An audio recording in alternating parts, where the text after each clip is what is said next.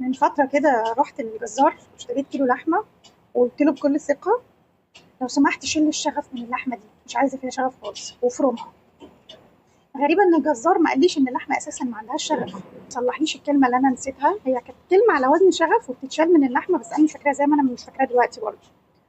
وشال الشغف فعلا وفرمها، والكفتة طلعت وحشة جدا. ومن هنا نستنتج ان الشغف ده مهم جدا ما ينفعش نشيله من حياتنا. بتكلم بجد دلوقتي. الشغف مش هو الحاجة اللي لما احنا بنعملها بنبقى يعني بنكسر الدنيا بره وجوه زي الشخصيات اللي احنا اتكلمنا عنهم في اخر حلقة. ده مش بالضرورة بيحصل، بس الشغف ده الحاجة اللي انت لو وقفت تعملها شخصيتك الحلوة المنورة دي هتنطفي. 3 أسئلة بسيطة جدا هساعدك بيها تفتكر، أو هساعدك بيها تفتكري أنت الشغف بتاعك ده كان عن إيه بالظبط؟ إيه أكتر حاجة أنت بتحبي تعمليها، وإيه أكتر حاجة لما بتركزي فيها شخصيتك بتفضل منورة؟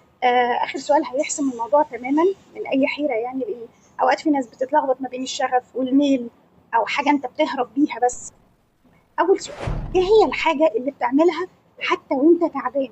بتعملها والوقت بيسرقك وبتكون مبسوط وحاسس إن هو ده التعب اللي أنت بتحبه. يعني مثلا زي الناس مثلا اللي لسه ما بتدخلهاش ولا مليم من السوشيال ميديا، ومع ذلك بتقعد تسهر، تقعد 4 5 ساعات تقعد تعمل في مونتاج، مع ان مفيش مقابل او مردود للكلام ده كله. يعني هي بتعملها كده، حاجه شبه كده. تاني سؤال: ايه هي الحاجه اللي اول ما تسمع السيره بتاعتها بتتفتح بتتكلم فيها وتحب تشوف فيديوهات عنها وما بتملش وما بتزهقش، تتعمق فيها كده وتتحمق لها وتتحمس وانت بتتكلم عنها؟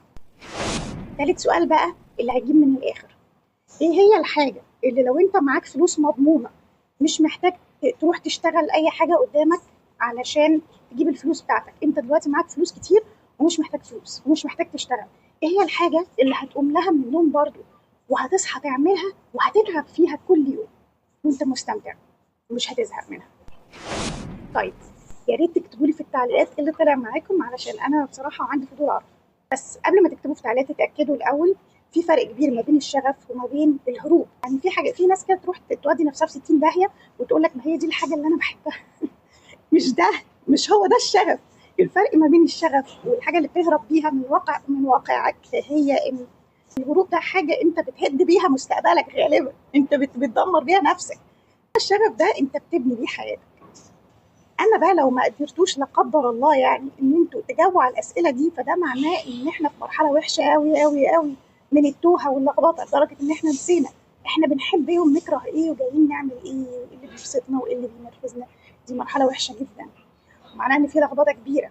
محتاجين نروق على نفسنا كده ونهدى عشان نعرف نتواصل تاني مع نفسنا ونعرف ونفتكر المعلومات المهمه قوي اللي انت تكون عارفها عن نفسك دي. لو ده حاصل، الفيديو الجاي ان شاء الله هقول لكم كام طريقه كده تساعد البني ادم مننا ان هو يرجع يصفي نفسه كده وروحه ويرجع يعرف يتواصل مع نفسه تاني ويفتكر هو كان بيحب ايه ويكره ايه. ما تنسوش تعملوا لايك وتكتبوا لي في الكومنتات طلع معاكم ايه. سلام.